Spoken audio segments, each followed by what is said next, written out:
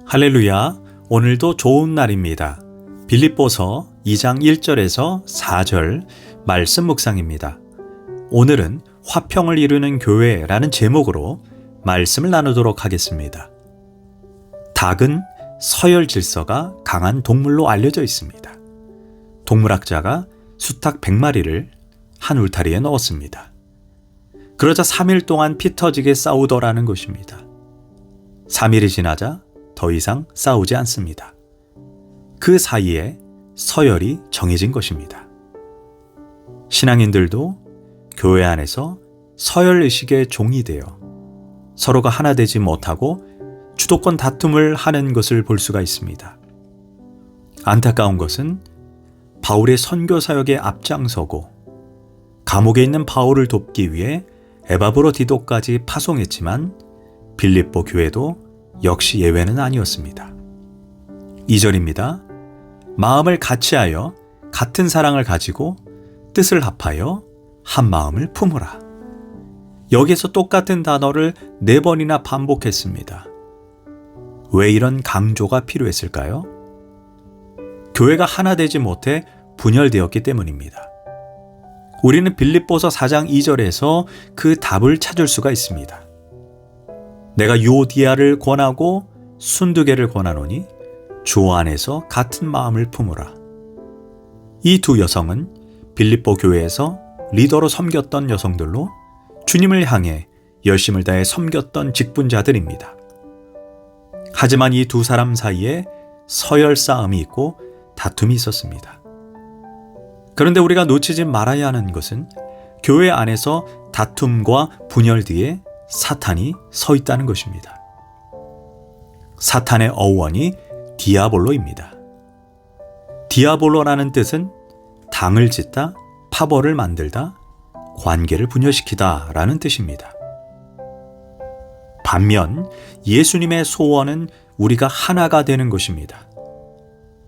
아버지여, 아버지께서 내 안에, 내가 아버지 안에 있는 것 같이 그들도 다 하나가 되어 우리 안에 있게 하사 세상으로 아버지께서 나를 보내신 것을 믿게 하옵소서. 이처럼 예수님의 기도처럼 교회는 하나가 되어야 합니다. 그렇다면 어떻게 해야 싸우지 않고 화평한 교회가 될까요? 첫째, 우리가 그리스도 안에 있을 때 화평할 수 있습니다. 1절입니다. 그러므로 그리스도 안에 무슨 권면이나 사랑의 무슨 위로나 성령의 무슨 교제나 긍휼이나 자비가 있거든. 여기에서 권면, 위로, 교제, 긍휼과 자비라는 단어 앞에 바울은 in Christ, 즉 그리스도 안에라는 단어를 사용합니다. 우리가 그리스도 안에 있을 때 하나가 될 수 있다는 것입니다. 우리의 하나됨이 성도 개인의 윤리적인 고상함에 근거를 두는 것이 아니라 오직 그리스도 안에 있을 때 우리가 하나 될 수 있다는 것입니다. 사실 출신 성분, 신분과 학력, 신앙과 연륜, 배경과 개성이 다른 사람들이 모여 교회에서 하나 된다는 것은 결코 쉬운 일이 아닙니다. 그러나 우리가 하나 될 수 있는 이유는 우리가 그리스도와 특별한 관계를 맺고 그리스도 안에 거한다는 그 사실 때문입니다. 우리는 원래 남남이었습니다. 서로 아무 관계도 없는 사람들입니다. 그러나 영적으로 거듭남을 통해 하나님을 한 아버지라고 부르는 영적인 형제 자매가 되었습니다. 독일의 보네퍼 목사님은 성도의 공동생활이라는 책에서 우리가 하나 되기 위해 2가지를 기억하라고 권면합니다. 첫 번째가 우리가 주님의 눈으로 상대방을 바라보라고 말합니다. 그 사람이 나에게 어떻게 대했는가를 기억하지 말고 주님이 저 사람도 사랑하셔서 저 사람을 위해 십자가에서 자신의 생명을 내어주셨다는 그 사실을 기억하고 이웃을 보라는 것입니다. 우리가 그 주님의 그 동일한 시각으로 상대방을 볼 수 있다면 이웃을 대하는 태도가 달라진다는 것입니다. 또 한 가지는 주님께서 보셨던 것처럼 그들의 가능성을 보라고 말합니다. 현재의 그 모습에 집중하지 말고 그가 주님 손에 붙들린 바 되었을 때 어떤 사람이 될 수 있는지 그 가능성을 보라는 것입니다. 예수님이 시몬 베드로를 처음 보았을 때 뭐라고 했습니까? 내가 요한의 아들 시몬이니 장차 게바라 하리라. 게바는 굳건한 반석을 뜻합니다. 이는 베드로와 전혀 어울리지 않는 별명입니다. 베드로는 매우 감정적이고 즉흥적인 사람입니다. 그러나 예수님은 불안한 청년으로 보지 않고 흔들리지 않는 요동함이 없는 위대한 반석이라는 가능성을 보았습니다. 그가 주님의 손에 붙잡혀 훈련을 받아 성숙할 때 장차 초대교회의 거장이 되어 많은 영혼을 주께 돌아오게 했습니다. 이처럼 예수님이 우리를 기다려주고 품어주셨기 때문에 현재 우리가 있는 것이 아니겠습니까? 그래서 우리도 그리스도 안에서 형제자매를 볼 수 있어야 합니다. 둘째, 우리가 서로 칭찬할 때 화평한 교회가 될 수 있습니다. 3절입니다.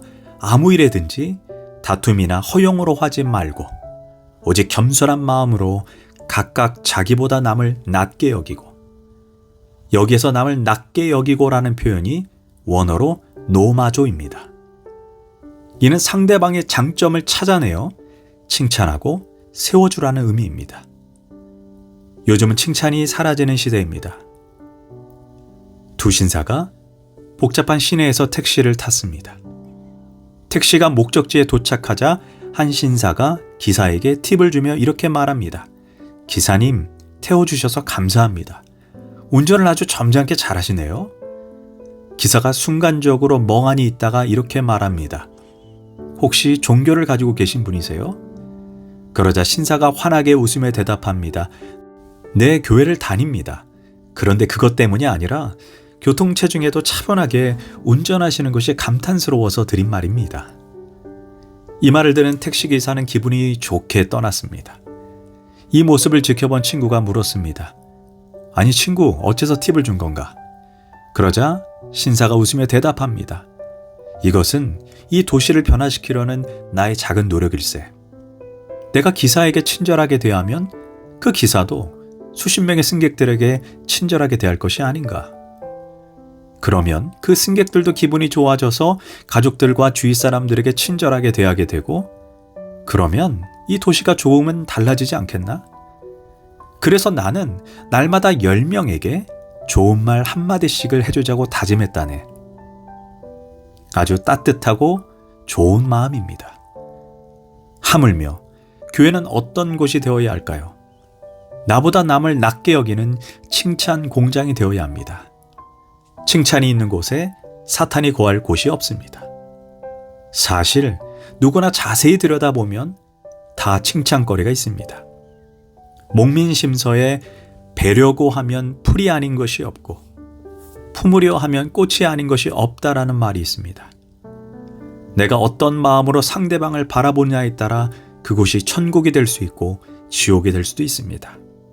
따뜻한 칭찬 한마디가 공동체를 하나 되게 하는 것입니다. 셋째, 화평한 교회는 나의 섬김을 통해 상대방을 기쁘게 하는 교회입니다. 4절입니다. 각각 자기 일을 돌볼 뿐더러 또한 각각 다른 사람들의 일을 돌보아 나의 기쁨이 충만하게 하라. 자기 일을 돌보는 것은 세상 사람들도 하는 것입니다. 그런데 하나님의 자녀는 한 걸음 더 나아가 다른 사람의 일을 돌보라고 말합니다. 그 삶을 예수님께서 친히 보여주신 삶이었습니다. 예수님은 하나님과 동등하신 분이시지만 스스로 영광의 보좌를 버리시고 자기 유익이 아닌 타인의 유익을 위해 이 땅에 오셨습니다. 그것이 바로 십자가입니다. 결국 그분의 희생을 통해 우리는 영원한 생명, 영원한 기쁨을 누리게 되었습니다. 예수님은 요한복음 14장 27절에서 나의 평안을 너에게 주노라. 내가 너에게 주는 것은 세상이 주는 것과 같지 아니하니라. 이 말씀을 하신 후에 주님이 그 다음에 하신 일이 무엇입니까? 찬미하며, 즉 기뻐하며 감람산으로 십자가를 지러 가십니다. 자신이 십자가를 지심으로써 만 백성이 구원이라는 기쁨을 얻게 될 그 일을 생각하면서 십자가로 가셨다는 것입니다. 내가 희생함으로 다른 사람들의 기쁨을 누리게 하는 것, 이것이 예수님의 기쁨이자 평안입니다. 그리스도인들은 나의 복, 나의 성공, 나의 번영, 이것을 먼저 구하는 삶이 아니라 내가 손해봄으로, 내가 희생함으로, 내가 섬김으로 다른 사람이 유익을 끼치는 것, 이는 비교할 수 없는 지고한 기쁨입니다. 이처럼 우리가 그리스도 안에서 하나 될 때, 서로를 세워주는 칭찬이 있을 때, 나의 섬김과 희생을 통해 상대방을 기쁘게 할 때 교회는 화평한 교회가 될 것입니다. 기도하겠습니다. 하나님, 공동체가 하나 되고 화평하게 되는 것은 저절로 되는 것이 아님을 깨달았습니다. 나의 유익이 아닌 상대방의 유익을 구하는 예수님의 마음을 품는 마음이 없다면 결코 누릴 수 없음을 깨닫게 됩니다. 예수님의 이름으로 기도합니다. 아멘.